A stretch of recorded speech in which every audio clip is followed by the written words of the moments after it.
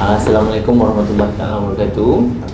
Saya Syahrul Nizam bin Kamal, usia 34 tahun. Alhamdulillah dah berumah tangga dan dikurniakan seorang cahaya mata yang mana kini usia dia telah mencecah 8 tahun. Saya berkecimpung dalam arena keusahawanan sosial kira-kira hampir 5 tahun.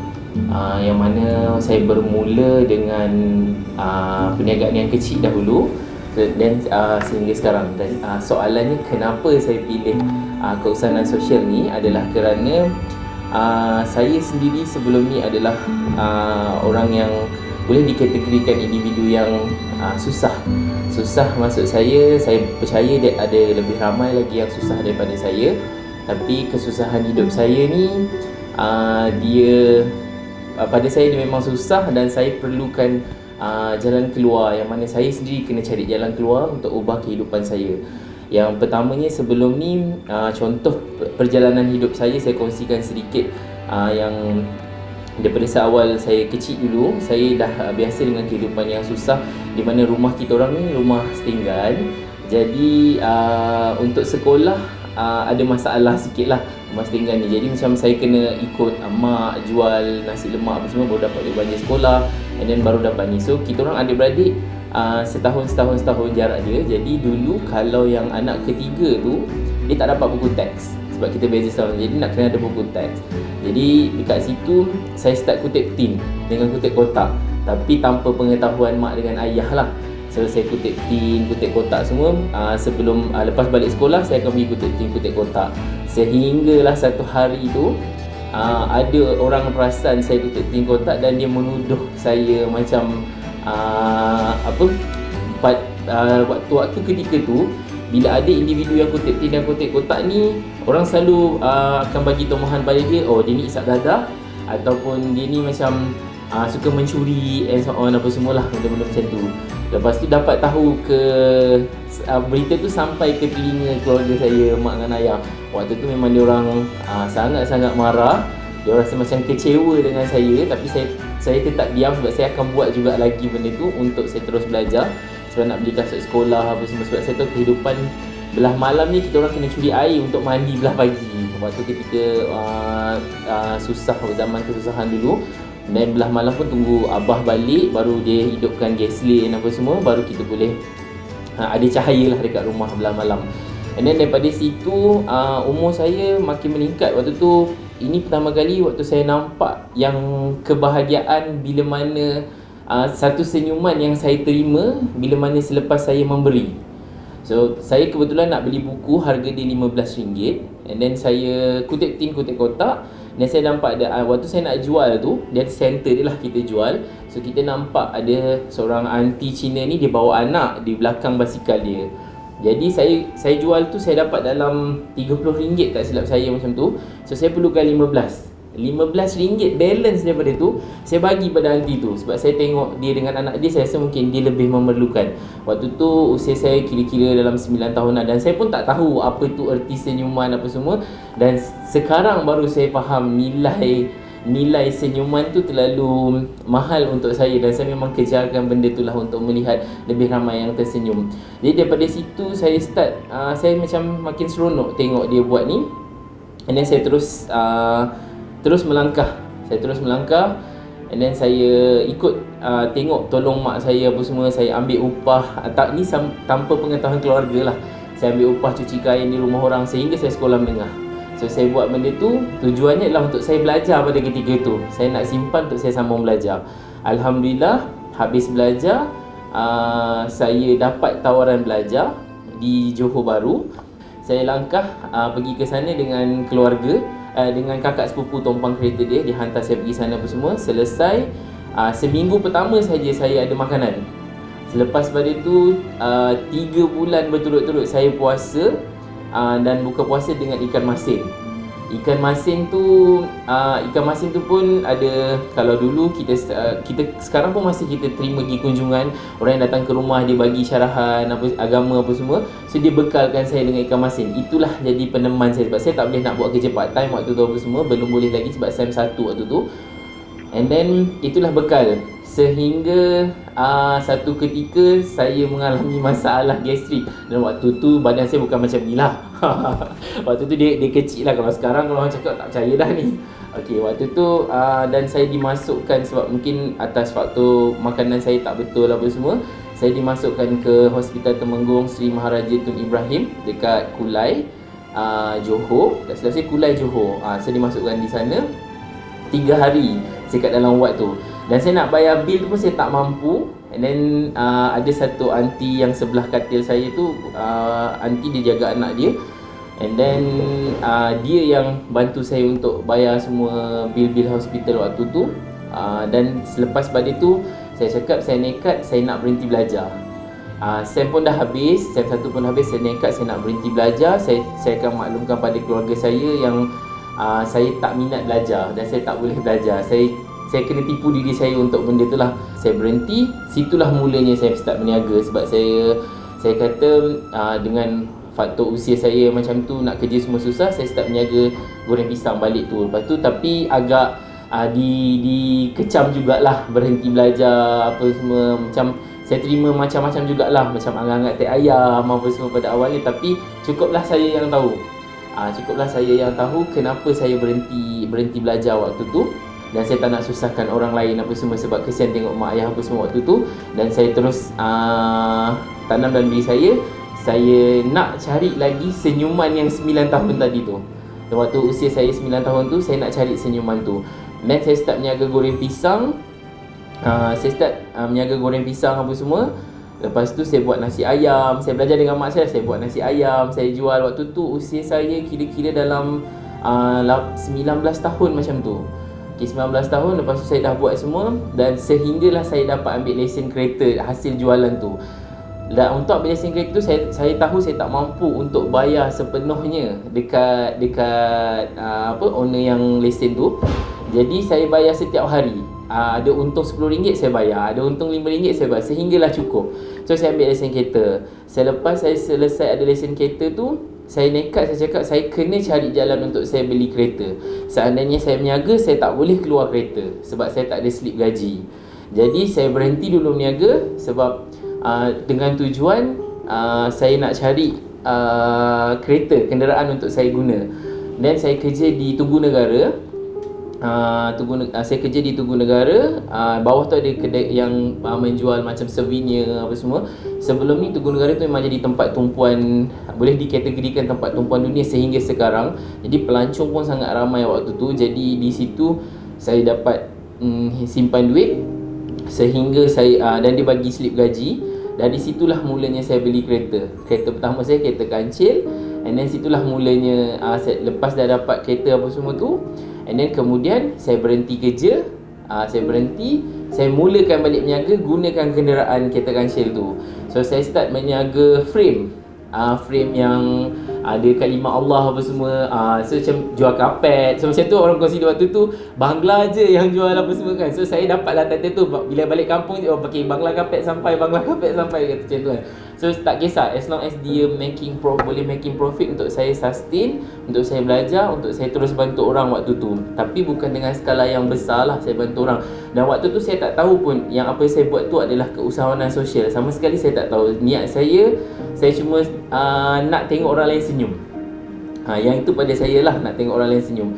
Dan daripada situ selepas saya berniaga, and then selepas saya kerja tu berniaga, saya gagal berniaga sebab saya tak tahu buat bookkeeping, saya tak tahu macam mana nak uruskan duit, saya tak tahu masalah semua. Ini saya kerja, saya berhenti, saya nak belajar guna komputer apa semua. Saya berhenti, saya mohon kerja. Saya dapat kerja dekat Seremban di kedai-kedai jual-jual buah waktu tu. Dan saya kerja dekat sana.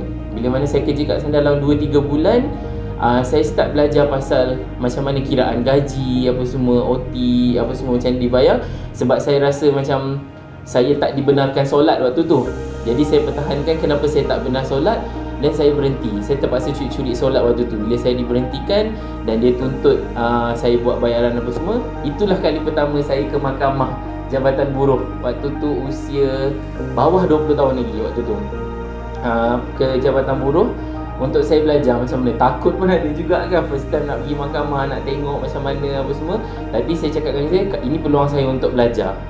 Kalau tak, saya tak tahu. So apa yang diperlukan, apa apa semua, saya belajar. And then selepas 2 minggu selepas selesai kes saya tu, saya mohon kerja. Saya dapat di Tesco Extra Seremban.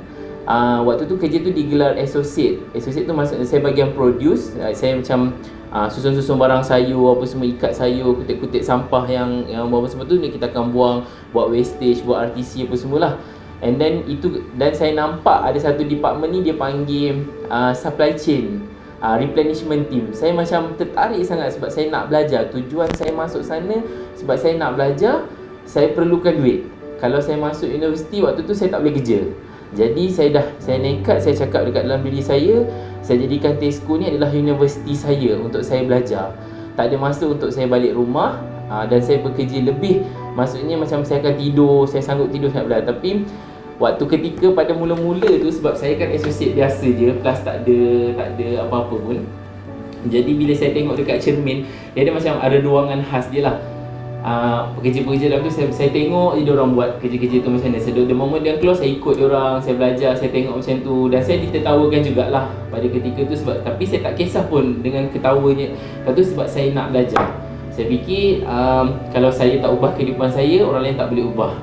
Dan saya kena buat lah. Dan waktu tu gaji 660 saya punya gaji. Kena bayar kereta 200 lebih. Lepas tu sewa rumah 100, dalam 200 yang tu. Lepas tu makan. Tengah bulan selalunya saya akan sampai awal dekat office, sebab ni kena kejar anjing. Sebab jalan kaki. And then dalam masa 6 bulan saya jadi associate tu, saya betul-betul nak belajar. Tugas dia maintenance. Maintenance tu bahagian pengiraan. Bahagian pengiraan macam mana dia kira stok, masuk, rugi, untung, nak order barang apa semua. Basic lah benda-benda tu. Jadi saya pun ambil belajar dekat situ. Saya fikir macam ni ruang yang betul untuk saya belajar perniagaan. Sebab saya kena tahu benda-benda tu. Dan saya belajar, alhamdulillah saya diterima masuk dekat bahagian maintenance tu. Selama 3 bulan saya bergelar maintenance. Dan saya memang ditertawakan, sangat-sangat ramai orang tertawakan sebab saya tak reti guna Excel, saya tak reti guna komputer, saya memang tak reti guna scanner apa semua. Memang saya memang buta IT. Kalau dikatakan buta IT, memang saya adalah individu tu waktu tu. Jadi saya cakap yang diorang tertawa tu, saya jadikan batu loncatan untuk saya. Saya cakap terima kasih gelakkan aku waktu tu. Cakap tapi hati tu budak kan, waktu tu muda kan, sakit lah hati tu, tipu tak sakit. Tapi letak dalam dia, terima kasih gelakkan aku. InsyaAllah satu hari nanti aku akan ajar korang balik. Saya letak benda tu memang ada. Kalau orang kata macam pendendam, mungkin ada. Sebab terus terang saya jenis kalau macam ada sesuatu yang berlaku tentang saya, kalau ada sesuatu yang melakukan keburukan kepada saya akan balas dengan kebaikan. Sebab pada saya, balas dendam yang terbaik adalah balas dendam dengan melakukan kebaikan. Sebab saya pun tak rugi apa, bahkan orang lain pun dapat kebaikan yang sama. Saya fikir benda itulah yang dan saya praktikkan daripada sebelum ni. Waktu saya bekerja hampir 24 jam sehari. Saya tak balik, saya tak jumpa keluarga sebab saya fikir saya kena ubah kehidupan saya. Sebab saya nak belajar. Dan tujuan saya sebenarnya, saya nak buka perniagaan balik sebenarnya. Sebab saya nak tahu. Dan waktu saya jadi manager tu, saya terlibat dengan conference call Satu Malaysia dengan conference call. Sebab Tesco ni dia worldwide waktu tu. Jadi macam dengan English pula saya ada masalah dengan bahasa. Jadi waktu tu saya fikir macam, okey, saya dah ada gaji, saya ambil kelas English dekat dulu ada College Putrajaya, tak silap saya nama dia, dekat Masjid India. Saya belajar dekat sana lah, belajar basic lah, basic apa semua. Dan saya cakap, dan English pula waktu tu saya rasa macam bodohnya saya ni, tapi saya fikir macam, okey, malu tu tak sakit. So kita cakap je lah, paling kalau salah sebut kita malu je kan. So macam okey, lama-lama kelamaan dia jadi biasa. So report kita pun dah boleh buat apa semua. So dia more on reporting. Sebab bekerja dengan Tesco ni, dia company UK. Jadi UK ni dia banyak sangat reporting. Itu pada saya dia sangat-sangat bagus bila dia ada reporting. Saya belajar banyak benda untuk dekat situ. Untuk saya tengok semua benda apa semua. So bila saya dia achieve sale satu hari tu dengan barang. So saya bukan fokus pada marketing, tapi saya fokus kepada bawa barang untuk dijual supaya barang sentiasa ada dan bila habis dia akan sampai pada tempat waktunya apa semua. Itu kerja daripada supply chain lah.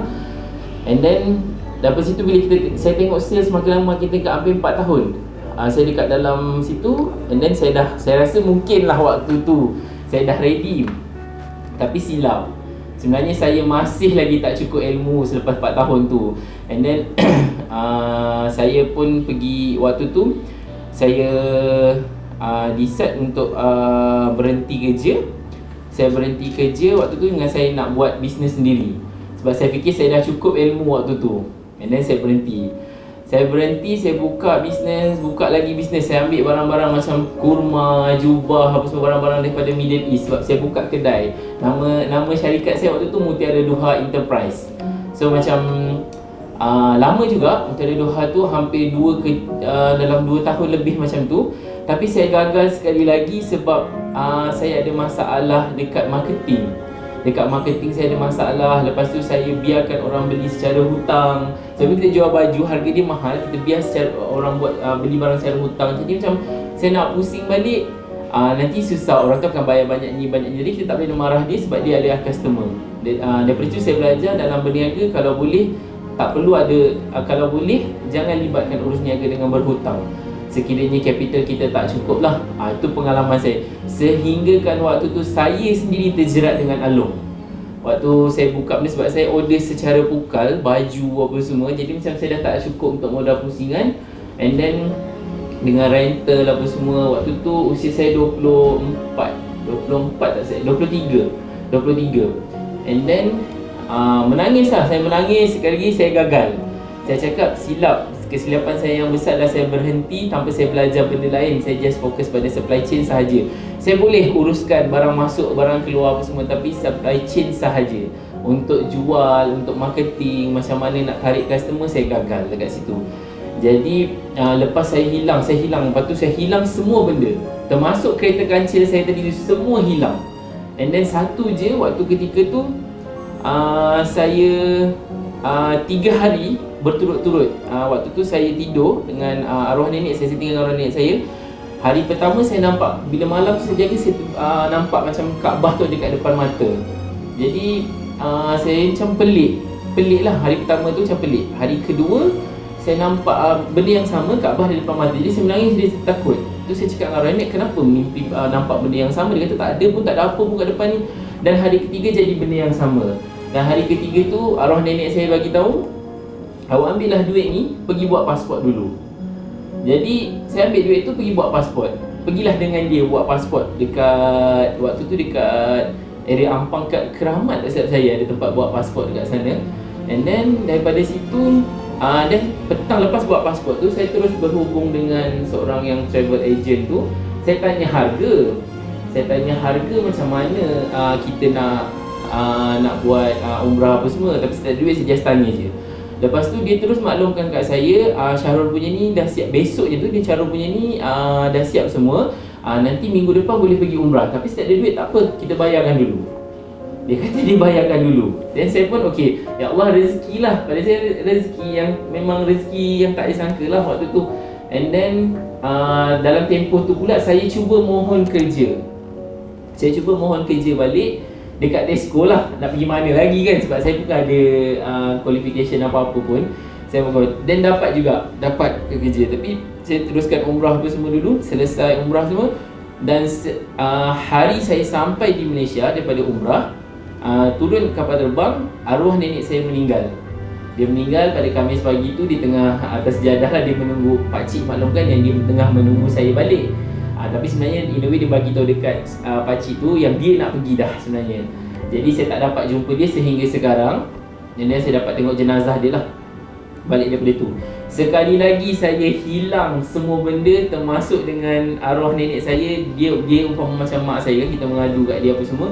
Hilang semua benda. Dan lepas pada tu bulan puasa, sehingga kan saya nak mula balik, nak mulakan kehidupan saya tu. Saya rasa macam ya Allah, susahnya saya, sebab macam kehilangan yang teramat sangat waktu tu. Saya lost semua. Saya ada family, saya ada mak dengan ayah. Tapi sebab saya dibela oleh arwah atuk dengan nenek ni, jadi kurang, saya tak begitu rapat dengan diorang. Bukan salah diorang lah, maksudnya saya tu sendiri. Sebab macam tu kan. Jadi bila macam pagi tu saya bangun, saya masak, nenek bangun nak sahur. Buka langsir tengok dia dah tak ada.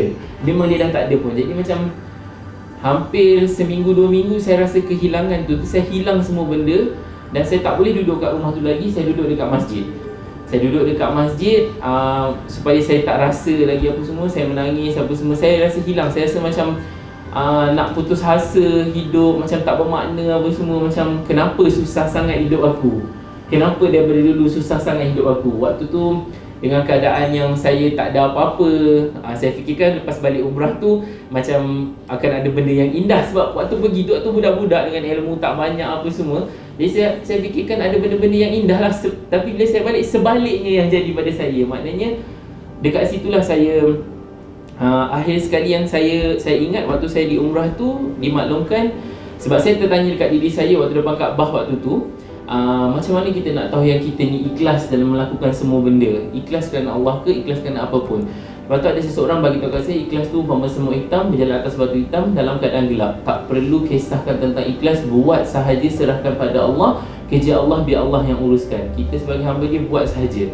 Lepas tu pula ada satu kisah yang mengajar saya waktu di depan Kaabah juga, yang mana saya pakai serban tu. Ada satu pakcik tu saya tak kenal, dia pun tak erti cakap bahasa Melayu apa semua. Dia cakap dia suka serban tu. Saya pula sayang sangat kat serban tu sebab macam kita dah masuk Raudah, dah masuk Ijil Ismail dengan dia, apa semua dia dengan kita. Tapi saya fikir macam tak apalah, Allah janji kalau dia hilang benda yang kita sayang tu dia hilangkan, nanti dia akan bagi yang lebih baik daripada kita. Saya pun buka benda tu, bagi dekat pakcik tu, dan pakcik tu tak ambil pun, dia cium saya. Dia cium, lepas tu hampir ramai orang kat depan Kaabah tu datang peluk saya, cium apa semua. Saya macam Allah, waktu tu tak tahu macam mana. Tapi benda tu, balik tu saya kena bila Allah ambil orang yang saya sayang. Dan baru saya teringat, bila saya duduk balik, maknanya bila kita kehilangan sesuatu yang kita ada tu, daripada kita meratapi, sebaliknya kita kena reda, lepaskan, reda, dan Allah akan gantikan kita sesuatu yang lebih besar daripada apa, dan lebih baik daripada apa yang kita ada sebelum ni, insyaAllah. And then tak lama tu dalam tu saya dah mula bekerja balik lah. Maksud saya mula bekerja balik dengan Tesco head office waktu tu. Saya mohon saya dapat terus masuk ke bahagian head office, bahagian supply chain. And then daripada situ saya rasa saya macam kesunyian. Dan saya bangun malam doa, ya Allah Tuhanku, sesungguhnya aku memiliki rasa kasih dan sayang, dan aku ingin mencurahkan rasa kasih dan sayang tu kepada orang yang benar-benar halal.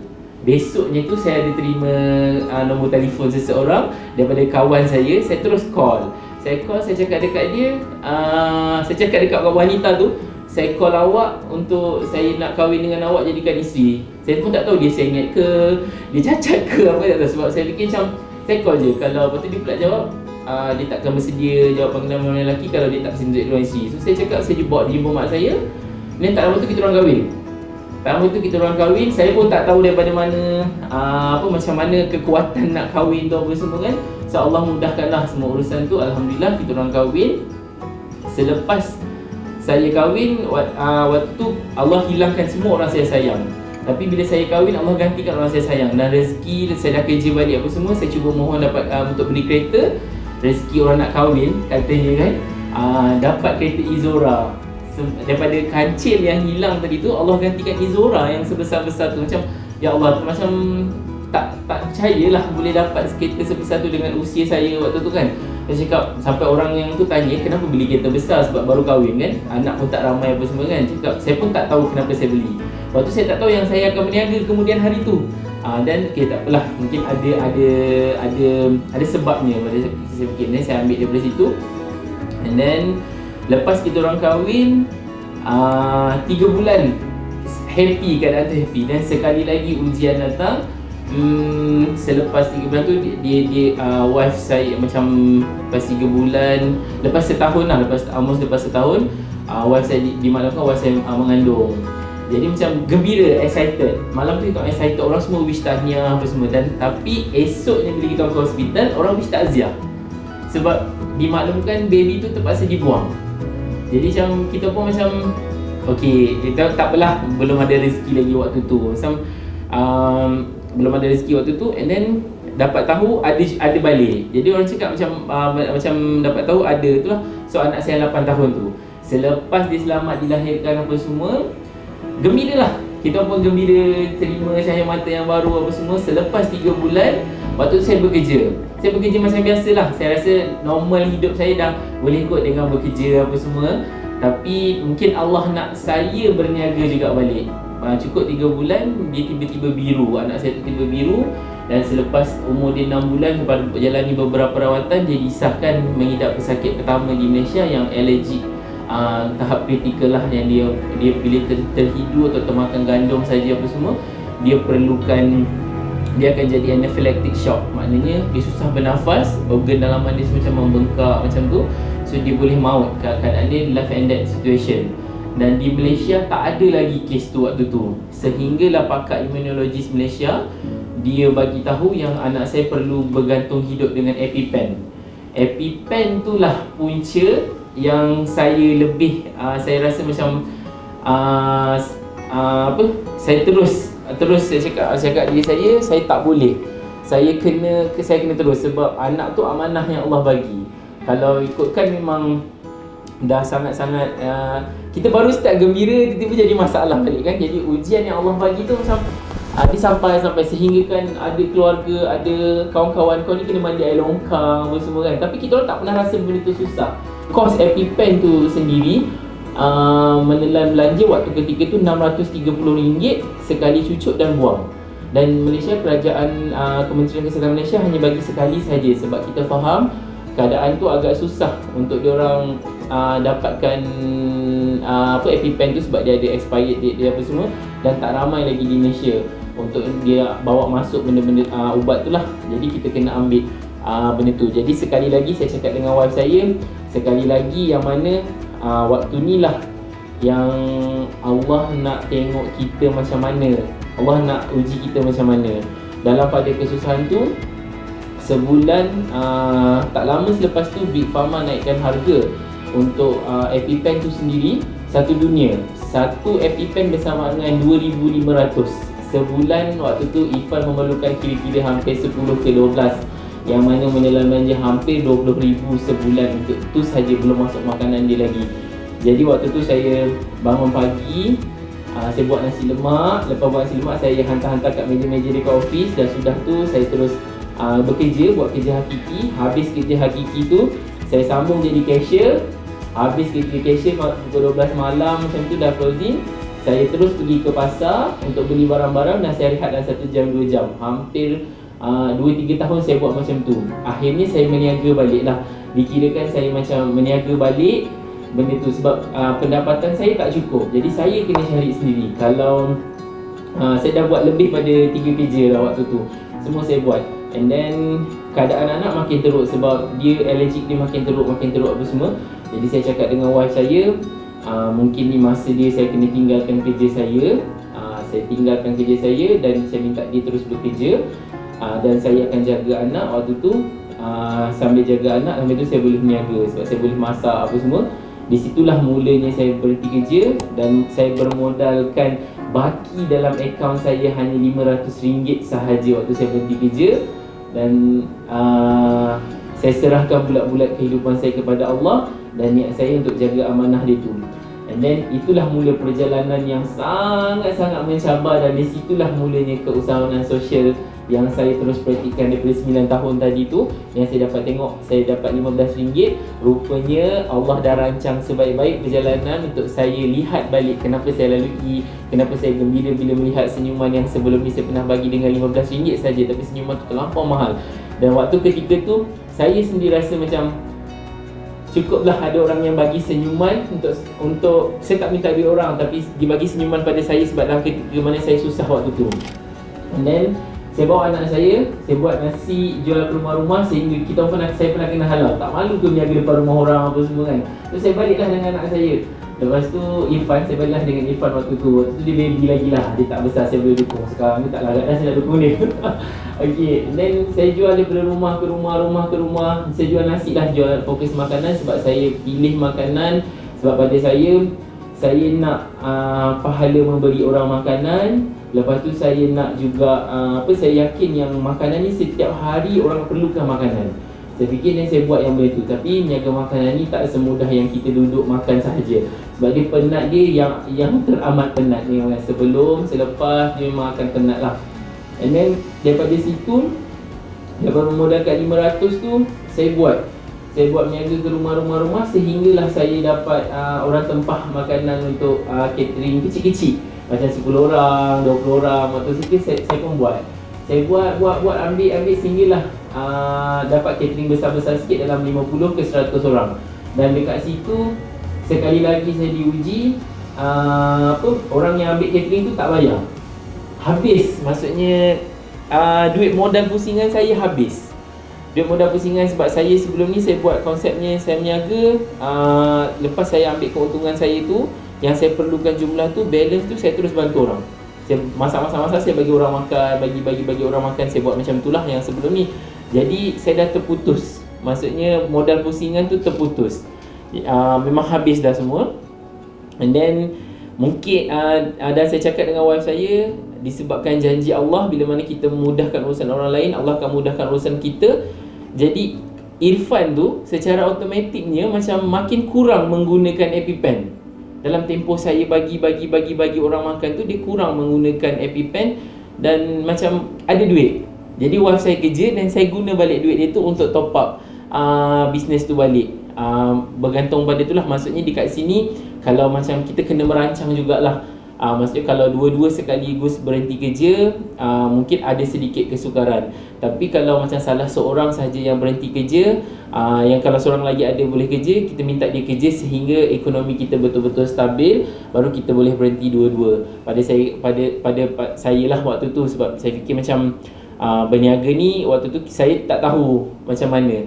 Sehinggalah macam berniaga ni dia lebih kepada macam kita serahkan hak mutlak rezeki kita kepada Allah, sebab kita tak tahu kita bawa balik ada ataupun tak ada keuntungan. Ada harinya memang tak ada keuntungan pun, tapi kita macam kita sentiasa walaupun kita ada keuntungan, tapi kita terus dengan Allah. Ya Allah Tuhanku, kenapa hari ni tak ada? Ya Allah Tuhanku, gerakkan hati ramai orang untuk datang beli makanan kita. Ya Allah Tuhanku, gerakkan hati orang. Kadang-kadang sebab kita menangis bila ni pengalaman, memang real pengalaman sendiri. Macam bila kita dah siap masak semua, anak perlukan duit, dan waktu ketika tu pula isteri saya tak boleh bekerja, dia jatuh tangga, kaki patah. Irfan dalam keadaan sakit. Waktu tu memang saya menangis. Saya sendiri menangis. Saya kata, Ya Allah Tuhanku, kesalahan apa yang aku lakukan? Ya Allah Tuhanku, kenapa hari ni tak ada orang nak beli? Ya Allah Tuhanku, gerak. Tapi dalam masa yang sama saya fikir, daripada pagi saya hanya berdialog dengan Allah. Saya kata, Ya Allah Tuhanku, kenapa tak ada orang beli pun makanan ni? Ya Allah Tuhanku, kenapa ada orang ambil makanan tapi tak bayar? Ya Allah, Ya Tuhanku, kenapa tak ada? Kenapa terlalu banyak lah. Dialog tu memang kita banyak. Akhirnya dekat sini macam rupanya memang Allah rindu. Allah sangat-sangat rindukan kita. Macam kita terus bercakap dengan dia, terus bermonolog dengan dia, berdialog dengan dia, minta dengan dia, mohon dengan dia. Dan akhirnya akan ada jalan keluar. Dan ketika saya nak bungkus balik makanan tu semua, dan ada orang datang nak beli, dia beli semua. Dia beli semua makanan tu. Saya fikir macam akhirnya memang saya kata okey, mungkin sampai sini saja, saya pun nak tutup. Dia beli semua. The moment dia beli semua tu, dia tinggalkan saya satu kesan yang mana, Ya Allah Ya Tuhanku, dia beli semua tu, saya macam gembira. Tapi saya letak cakap, Ya Allah Tuhanku, seandainya aku berjaya nanti, aku akan buat benda yang sama juga. Aku akan pergi ke kedai-kedai lain untuk beli makanan untuk bagi pada orang yang memerlukan. Sebab bila kita dalam keadaan susah, kita memang sangat-sangat memerlukan duit tu untuk anak apa semua, nak bawa balik. Macam mana kita nak beli makanan untuk anak apa semua. Waktu ada anak dengan isteri waktu tu kan. So macam especially kita dah mula rasa macam, Ya Allah, aku dah berkahwin, ada anak, ada isteri, aku ni macam suami yang tak bertanggungjawab, macam mana aku gagal apa semua benda tu kita rasa macam kita ni. Jadi dekat situlah yang saya terus tanam dalam diri. Saya cakap, saya buang terus perkataan putus asa dalam hidup saya. Sebab saya dah lalu macam-macam. Saya dah lalu kegagalan yang bermacam-macam kegagalan yang saya dah lalui. So daripada keadaan yang macam tu tadi tu, saya letak 3 benda lah dalam kehidupan saya. Saya tanam, saya cakap pada diri saya sendiri. Saya kata yang pertama tu, kena buang jauh-jauh perkataan putus asa tu. Buang jauh-jauh daripada kamus kehidupan saya. Yang kedua, apa-apa yang berkata di belakang kita selayaknya berada di belakang kita. Bukan kata kita sombong, tidak. Tapi kita sendiri yang kena menentukan kehidupan kita. Seandainya kita memikirkan apa orang cakap tentang kita kita tak boleh nak buat apa-apa. Sebab dalam dunia ni yang membenci akan terus benci kita, yang menyukai kita akan menyukai kita, dan kita tak perlu jelaskan apa-apa pada dia, dia akan menyukai kita. Jadi kita hidup untuk Allah sayang, bukan untuk penuhi kehendak semua manusia. Siapa kita di mata Allah jauh lebih penting daripada siapa kita di mata manusia. Sebab macam-macam orang ada. Jadi kita tak boleh nak salahkan sesiapa pun dalam dunia ni. Jadi kita kena belajar. Yang ketiga, saya cakap dengan diri saya, hidup saya ni milik saya. Jadi saya kena pilih bahagia. Sebab hidup saya terlalu singkat untuk tak pilih bahagia. Biar apa sekalipun yang datang, saya kena terima dia dengan tenang. Dan saya kena pilih untuk bahagia. Dan saya tanamkan 3 benda tu dalam diri saya. Dan saya tak pernah anggap selepas daripada itu saya jadi tenang. Saya jadi tenang dan saya tak pernah fikir pun yang apa saya akan hadap selepas itu adalah kesusahan. Tidak. Yang itu adalah ujian yang mana saya yakin Allah akan bagi saya sesuatu yang luar biasa nanti. Mungkin bukan pada saya tapi pada anak saya. Mungkin bukan pada anak saya tapi pada isteri saya. Ataupun mungkin pada orang sekeliling saya yang saya sendiri tak pasti apa benda tu kan. Sebab seperti yang kita sedia maklum sekarang pun, macam contoh yang kita boleh tengok, setiap musibah yang terjadi tu ada hikmah yang luar biasa sebenarnya. Musibah tu sebenarnya adalah hikmah yang luar biasa. Tapi bergantung pada kita untuk melihat secara positif ataupun negatif. Kalau kita lebih memandang daripada sudut negatif, maka negatiflah perjalanan kita. Kalau kita lebih memandang kepada positif, maka positiflah perjalanan kita. Jadi itu yang saya kata, yang nombor 3 tu sangat penting juga dalam diri kita. Sebab hidup kita adalah milik kita. Kita kena pilih untuk bahagia. Sebab kita tak boleh nak puaskan semua hati manusia. Sebab hati kita ni berbeza-beza setiap orang. Pandangan dia terhadap kita berbeza, pandangan kita terhadap dia juga berbeza. Jadi siapa kita untuk mengharapkan semua yang indah depan kita? Cukup untuk diri kita memilih bahagia. Terima je apa baik ataupun buruk yang ada depan kita, kita terima dan kita pilih bahagia. Kalau tak perlu, kalau benda tu datangkan mudarat pada kita, macam saya cakap balik pada nombor 2 tadi, dia selayaknya berada di belakang, kita teruskan langkah kita. Bukan kita sombong, tapi kita tak perlu ambil tahu pada ketika itu. Yang kalau kita boleh jadikan teladan, kita jadikan teladan. Jika tidak, kita tinggalkan, kita teruskan langkah kita. Sebab akhirnya nanti setiap daripada kita akan bertemu dengan pencipta kita, dan kita akan ditanya setiap satu. Tak ada siapa pun yang akan terlepas untuk pertanyaan tu nanti. Itu yang saya terapkan dalam diri saya lah. And then lepas tu saya teruskan berniaga. Alhamdulillah, dengan berbekalkan saya buang jauh-jauh perkataan putus asa tu, saya cari jalan. Diri kita sendiri kena cari jalan bagaimana untuk mengubah kehidupan kita. Sama juga macam kita buat satu produk berniaga, saya juga banyak kali juga gagal. Bila saya buat macam ni tak ada orang beli. Bila saya buat macam ni tak ada orang beli. Sama juga dengan kehidupan. Bila kita cuba macam ni kita gagal. Tapi kita gagal tu sebenarnya saya jadikan kegagalan tu adalah salah satu peluang untuk saya berjaya di masa hadapan. Saya tukarkan kegagalan tu. Kalau saya tak gagal, saya tak tahu kesilapan kat mana yang saya buat. Jadi kegagalan tu saya tak nak biar dia macam tu je. Saya kaji balik kenapa saya gagal. Lepas tu saya set jalan. Okey, yang ni jangan buat. Yang ni kita cuba pula. Yang ni belum buat, kita cuba buat balik. Sama juga dengan produk yang kita jual. Sebab kebanyakannya sekarang kalau kita tengok balik, ramai peniaga yang meniaga, lepas tu dia dah cuba, lepas tu dia gagal, dia kata okey tak apalah, dia balik pada kepompong asal dia balik. Sebab dia kata dia dah cuba tapi tak berjaya. Tapi sejauh mana kita cuba? Contoh yang saya boleh bagi adalah diri saya. Jika macam lihat balik perjalanan saya tadi, akhirnya macam mana. So kita berniaga sebenarnya macam saya cakap tadi lah, kita serahkan pada hak mutlak kita, rezeki kita pada Allah. Dan Allah akan bagi apa yang kita perlu. Dia tak bagi apa yang kita nak, tapi dia akan cukupkan apa yang kita perlu. Seandainya kita nak lebih, kita kena usaha lebih. Bila kita usaha lebih, dia akan bagi lebih. Dan dekat sini, lepas saya dah buat ni, saya direzekikan dapat buka satu kafe pertama dekat Tesco. Mungkin sebab saya bekas pekerja Tesco, ada ruang kosong di sana. Saya ambil, tapi bukannya guna orang dalam ataupun sesiapa. Saya kena mohon, saya kena buat proposal, saya buat semua proposal melalui proses yang sama. Kalau rezeki saya ada, dan saya akan buat. Tak ada menggunakan kabel sesiapa pun, saya buat. Jadi waktu tu saya tak ada bekerja. Maksudnya sekarang ni kalau nak kata saya bermula dengan senang tu tidak. Saya bangun pagi, saya kena masak sarapan pagi. Pukul 5 pagi saya dah siap masak sarapan pagi, saya kena pergi ke kafe. Saya hidang semua kafe, saya berniaga. Pukul 9 saya tutup, saya balik, saya masak lauk tengah hari. Hampir 20 jenis saya kena masak. Saya kena balik masak semua. Lepas tu saya balik ke kafe, jual lauk tengah hari dan saya tutup. Baru saya balik, saya rehat sekejap. Itulah perjalanan dia waktu tu. Sehinggalah beberapa bulan saya buat, saya ambil pekerja. Bila saya ambil pekerja, dari situ saya belajar balik macam mana apa semua. Daripada dah buka satu tu, and then dalam beberapa tahun selepas pada tu saya buka lagi cawangan lain. Ada 2-3 cawangan lah, semua di kawasan Tesco. Tapi saya gagal uruskan perniagaan ada cawangan ni.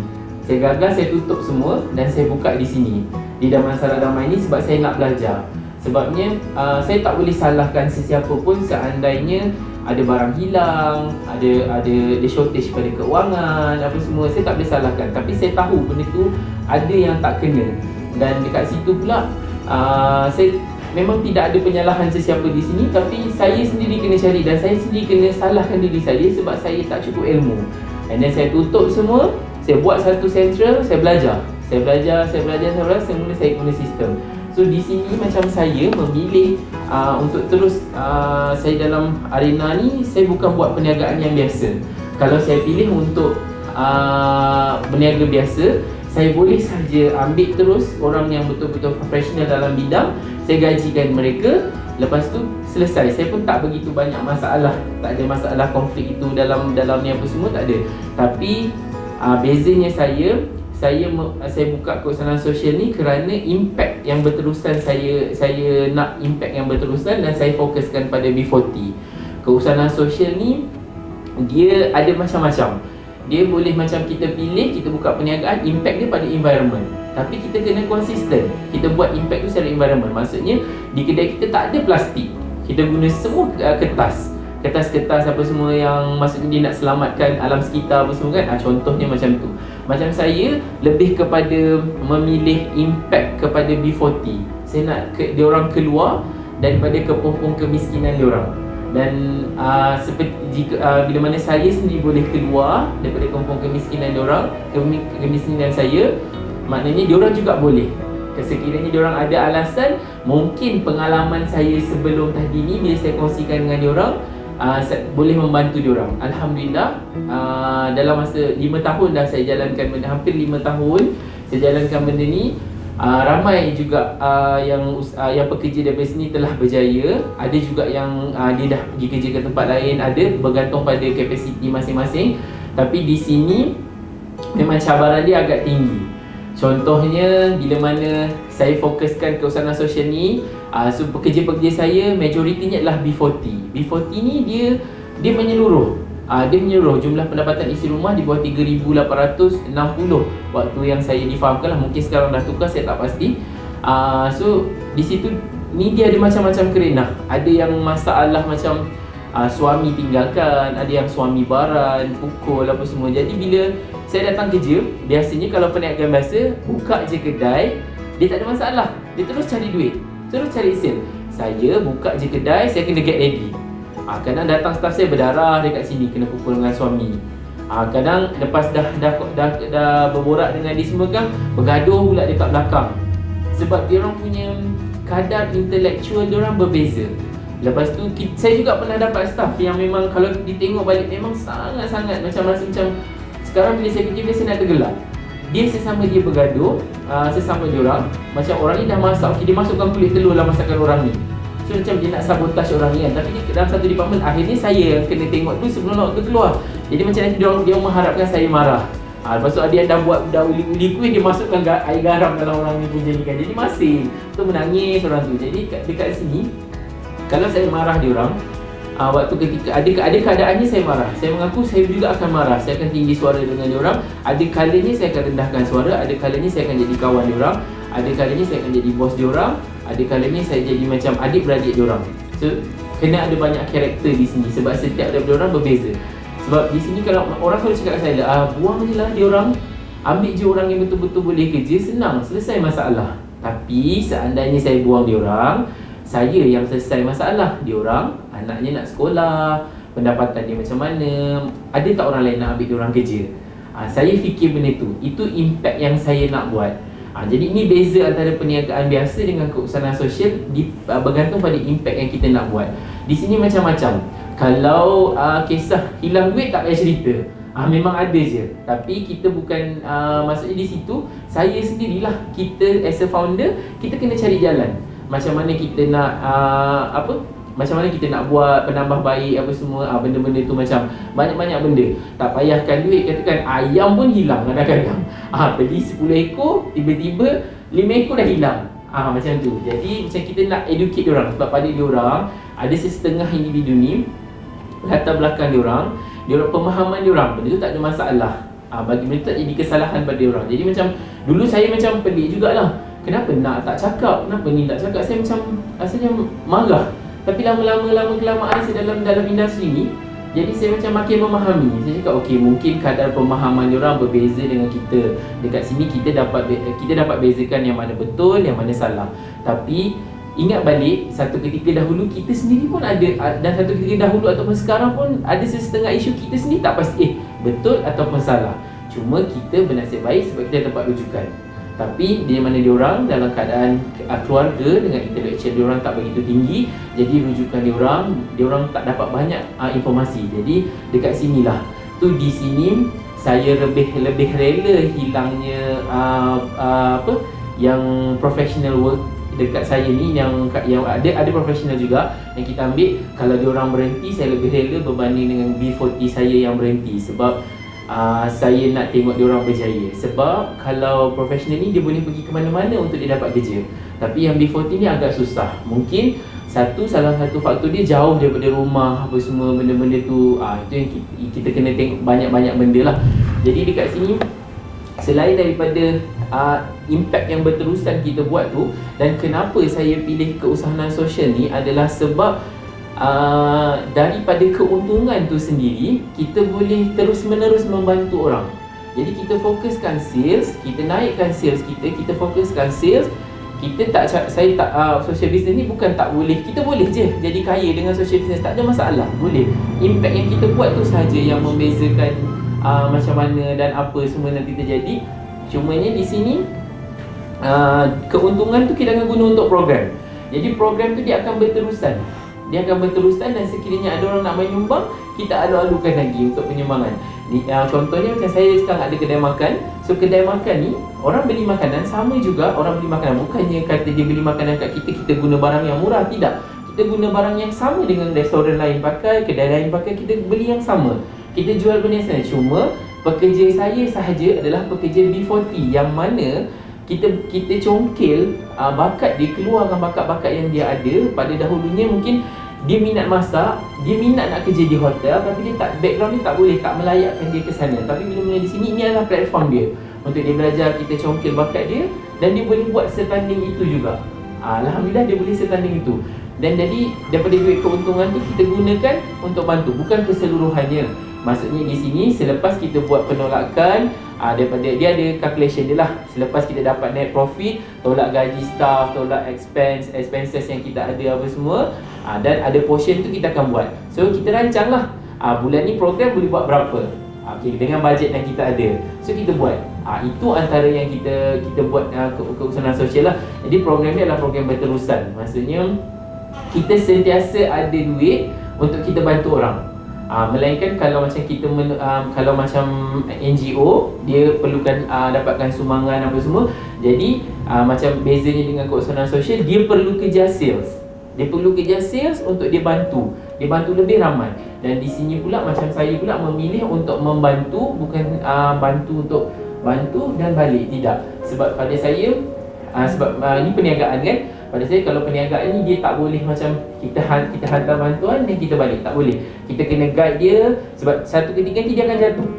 Bila dia jatuh tu, dia tak mula balik, dia tak bangkit balik, itu adalah rugi yang sangat besar.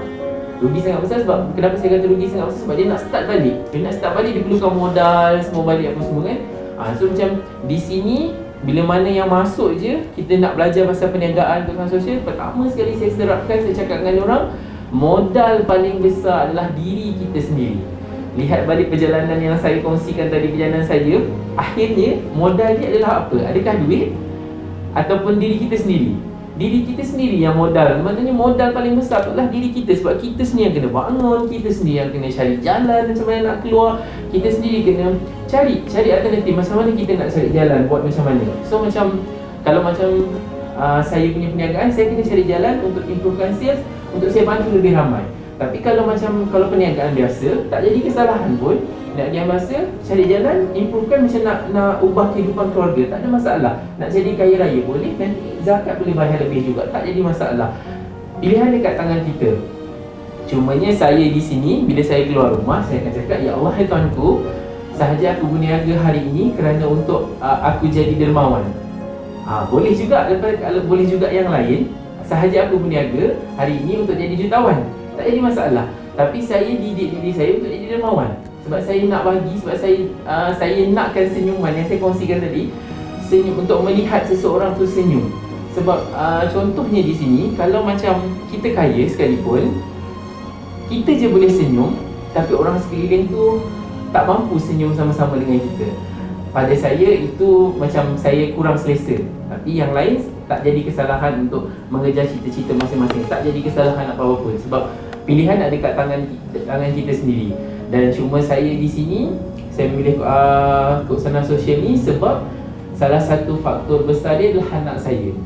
Sebab daripada doktor kata tak boleh sembuh apa semua, rahmat yang paling besar Allah bagi adalah anak saya dah berusia 8 tahun, dah makin sembuh, dah tak guna EpiPen. Walaupun dia ada masalah-masalah kan datang, macam baru-baru ni telinga dia tak dapat dengar apa semua sebabkan allergic dia yang teruk apa semua, tak jadi masalah. Pada saya, itulah nikmat untuk saya mengejar. Tapi lainlah kalau kita tengok dia daripada sudut negatif, maka kita akan dapat negatif. Aura negatif yang ada dalam diri kita tu yang sebenarnya menyulitkan keadaan kita. Itu yang saya kata tadi, balik pada nombor 2. Apa je yang berkata-kata di belakang, soal yang negatif apa semua, tinggalkan dia di belakang. Yang positif tu kita ambil. Kita boleh terima negatif, orang tegur kita boleh terima, tak ada masalah. Tapi orang yang baik, orang yang nak tengok kita berubah, dia akan datang jumpa kita. Dia akan cakap, okey Syahrul, yang ni tak betul, ni kena buat macam ni. Kita buat sama-sama, kita bantu sama, di jalan ni macam ni. Yang itu kita dengar. Kalau dia sekadar berkata-kata di belakang, tinggalkan. So kita akan dapat penat. Kita akan dapatlah penat sebab kita hidup nak puaskan hati. Contoh lagi satu di sini. Ini untuk semua peniaga-peniaga lah. Bila mana kita berniaga, jangan kita meletakkan impian yang besar pada peringkat awal. Kita bukannya background kita selalu dikongsikan tentang kisah-kisah jutawan, orang dah jadi jutawan. Kita kena ingat, kita sendiri bermula daripada bawah. Tak ada manusia yang lahir terus-terus pandai jalan. Tak ada lagi, saya tak pernah jumpa lagi. Begitulah dengan perniagaan. Mula-mula kita buat berniaga, kita jangan impikan yang kita akan ada rumah, ada kereta besar, kita nak beli TV besar, jangan. Saya sendiri dah hampir kecimpung dalam bidang perniagaan ni hampir 9 tahun. Saya belum ada yang mewah-mewah lagi pun. Ada kalinya kalau sampai satu tahap yang kita mampu, baru kita ambil. Pakai apa yang kita ada dahulu. Di sini rata-rata ni kita peniaga sekarang ada masalah ni. Kau ni dah berniaga 2 tahun, setahun dah kau berniaga, tapi tak ada apa-apa pun. Jadi kita pun keluar duit beli kereta baru. Adakah kita berniaga untuk puaskan hati orang sekeliling atau mengubah kehidupan kita?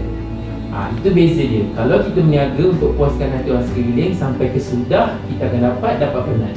Akhirnya hutang kita yang kena bayar. Contohnya tadi macam saya bagi, kalau kita berniaga macam kita nak beli kereta besar, tak ada masalah, kita aim. Tapi jangan letak dalam masa yang singkat. Sebab nanti akan jadi proses kita curi duit syarikat kita sendiri, kita guna duit perniagaan kita sendiri. Dekat situ dia akan jadi masalah lah kepada peniaga-peniaga yang baru. So contohnya dekat sini, dalam kita berniaga ni, kita kena ambil kira macam mana kita membesarkan. Yang dah kahwin, ada anak, kita ambil kira macam mana kita membesarkan anak. Kalau yang belum kahwin, kita ambil kira macam mana kita membesar. Proses kita membesar, kita jatuh, bangun, luka, jahit, lepas tu kena marah. Benda-benda tu sama macam berniaga. Berniaga juga benda yang sama. Sebab hari ni kita buka perniagaan, hari ni mungkin ada orang beli. Bulan pertama tu sales memang tinggi sebab keinginan orang untuk mencuba tinggi. Tapi bulan kedua dia akan jatuh. Kebiasaannya lah. Sebab bila dia dah tinggi, dia akan jatuh. Bila mana dia jatuh, di situlah kita cari jalan nak betulkan dekat mana. Seandainya dia tinggi tak pernah jatuh, masalah juga pada perniagaan. Nanti bila jatuh tutup. Sebab kita tak ada pengalaman. Macam sekarang, bila kita jatuh bangun, akhirnya kita boleh berdikari. Macam dulu kita dengan mak ayah kita. Kita duduk sama-sama dengan mak ayah kita bangun. Lepas tu jatuh, nangis, lari, peluk mak ayah kita. Sekarang, diorang kita dah tinggalkan diorang. Diorang kat kampung, apa semua sebab begitulah kehidupan kita. Macam tu juga perniagaan satu kita akan tinggalkan. Dan dia boleh beroperasi tanpa kita. Macam kita sekarang, mak ayah kita dah jauh. Bukan kata kita tinggalkan dia sebab atas faktor kerja. Kita tinggalkan diorang atas faktor kerja, mak kita nak tengok kita berjaya. Macam itulah nanti perniagaan kita juga. Satu ketika kita boleh tengok daripada jauh, dia run. Dia run tanpa kita. So, benda tu perlu ambil masa. Dia bukan dalam tempoh setahun, dalam tempoh 2 tahun. Bergantung pada rezeki. Kadang-kadang rezekinya cepat, Allah akan bagi cepat. Tapi bila rezekinya lambat, jangan risau. Allah akan cukupkan apa kita mengikut kecukupan kita. Tak payahlah kita risau. Sebab macam saya tadi, saya menangis. Saya kongsi, saya menangis kenapa tak ada orang beli. Walhal kalau ikutkan, saya perlu bertenang je lah. Tak apalah, seandainya hari ini tak ada rezeki, mungkin ada rezeki lain. So Allah akan cukupkan benda lain. Jadi bila saya nak tutup waktu tu, ada orang tak beli. Maknanya Allah tahu yang saya perlu kecukupan yang macam tu. Itu yang kata berniaga ni, dia diserahkan hak mutlak sepenuhnya kepada Allah. So tak usah ragu dengan kerja Allah. Kadang-kadang bila kita nak meragui dengan kerja-kerja Allah, di situlah punca sedikitlah. Kalau kita dalam Islam, saya rasa bukan situlah punca kita ada masalah sikit dengan perniagaan, kita jadi besar apa semua. Lepas tu nanti perniagaan tu tutup. Bila tak ada orang beli, 2-3 hari tak ada orang beli, kita tutup. Hakikatnya kita sendiri kena cari. Contohnya kalau dah hari pertama tak ada orang beli, mungkin kita terlupa minta feedback daripada orang, makanan kita ada masalah. Hari kedua kita buka pun tak ada orang beli juga. Kita dah baiki. Lepas tu kita dah baiki tapi tak ada orang beli. Mungkin kat situ strategi marketing kita pula kurang. Dekat situlah kita boleh belajar. Sebab tu kita mulakan dengan modal apa yang ada pada diri kita saja dulu. Modal yang paling besar untuk kita buat perniagaan adalah diri kita sendiri. Kita buka je perniagaan tu kita sendiri. Cari jalan macam mana kita nak orang beli produk kita. Kalau orang tak beli, jangan marah orang tu. Kita buat. Cari jalan macam mana orang tu nak beli. Cari. Cumanya ada perbezaan lah antara keusahawan sosial dengan perniagaan biasa. Dia berbeza. Selalu orang confuse keusahawan sosial ni macam CSR tu ke?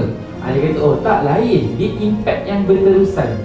Dia bukan sekali bagi balik, tidak. Dia impact yang berterusan daripada hasil keuntungan yang kita buat tu. So macam kalau kita berniaga sendiri ni, macam kita terima impact berterusan daripada kita tak ada kereta, anak dah dapat belajar, kita dapat rumah besar apa semua, kalau kita berjaya apa semua. Begitulah dengan impact yang social business ni.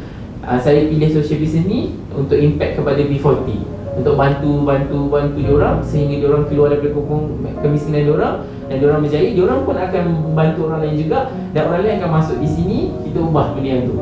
So dia akan jadi macam tu lah dalam kehidupan kita. Macam tu, macam saya cakap tadi, seperti mana sekarang ni kita tinggalkan mak ayah kita dekat rumah, begitulah nanti perniagaan kita juga yang kita tinggalkan dan dia boleh run tanpa kita.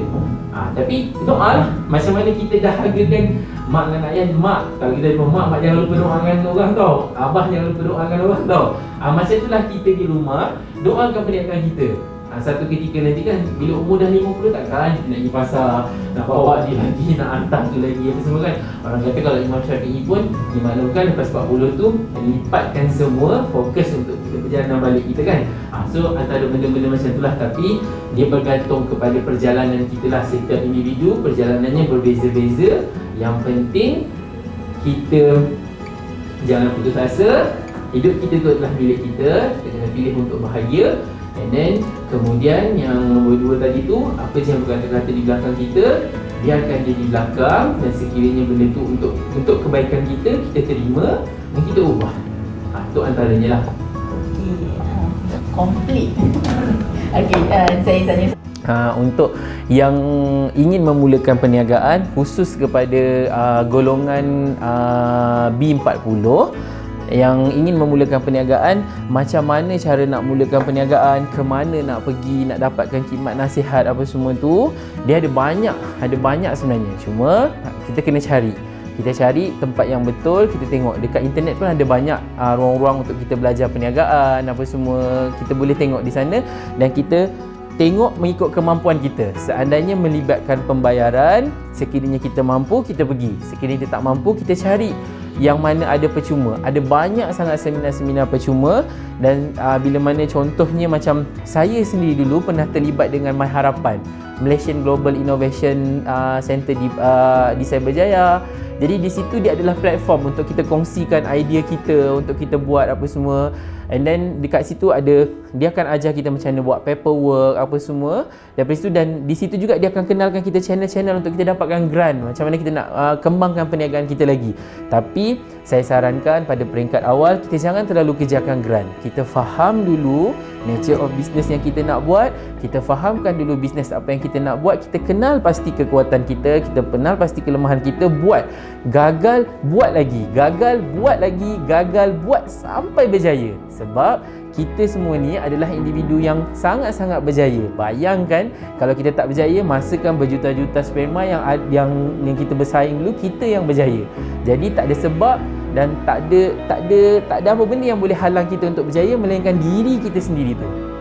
Jadi dekat sini untuk terus untuk kita nak mulakan perniagaan, pertama sekali diri kita sendiri. Kedua tadi, cari channel-channel yang macam, sebab untuk usahawan ni kita ada macam baru nak mulakan berniaga, kita perlukan modal. Saat ni kita ada modal, kita ada macam Amanah Ikhtiar, kita ada Tekun Nasional. And then kalau saya faham, seandainya macam ada kekangan untuk pergi kepada Magic apa semua, sebab paperwork in English, nak buat dalam English apa semua, mungkin kita ada masalah dekat situ. Jadi tak ada masalah, boleh pergi kepada Amanah Ikhtiar. Hijrah Selangor sendiri pun ada macam-macam program. Ada, kalau duduk di Selangor ada Hijrah Selangor, macam-macam program. Pusat Zakat sendiri pun ada macam-macam program yang ditawarkan. Pergi. Jangan kita hanya asyik bagi tahu, oh susah nak pergi sana ni, tak boleh. Itu yang saya kata, modal paling besar sebenarnya. Kalau saya bagi awak 1 juta pun, kalau diri awak kata tak nak berniaga, awak tak boleh buat apa-apa. Maknanya kat sini modal paling besar adalah diri kita sendiri. Diri kita sendiri adalah modal paling besar. So ada banyak channel yang kita boleh pergi. Cuma ambil langkah pertama, pergi tanya. The moment kita tanya, akan ada langkah kedua. So daripada situ nanti kita akan start kat situ. Bukannya Pusat Zakat saja, Pharma sendiri pun ada macam-macam dia buat. Kita buat produk, kita nak pasarkan Pharma, Mardi sendiri pun dia ada macam-macam program yang dia buat. Cumanya kita sombong, tak nak pergi, nak tunggu benda tu datang dekat kita. Tak boleh lah. So kita sendiri kadang-kadang kena keluar pergi ke sana, kita cari. Tapi dalam masa proses ni kita kena bersaing lah, sebab ada orang dah jalan dahulu pada kita. Tapi lebih baik kita dalam proses bersaing dengan orang secara baik daripada kita duduk kat tempat lama dan akhirnya orang yang ini pokok dia dah menghasilkan buah. Jadi kita dekat sini masih menengok buah dia je, kita tak ada apa-apa. Jadi kita ambil langkah pertama tu, walaupun pokok kita lambat berbuah, satu ketika nanti dia akan berbuah. Kalau tidak kita menikmati, keturunan kita akan menikmati. Kalau tidak keturunan kita, orang sekeliling kita akan menikmati benda tu nanti. InsyaAllah kalau kita tak dapat dekat dunia, dekat akhirat nanti kita akan dapat. Allah janji benda tu.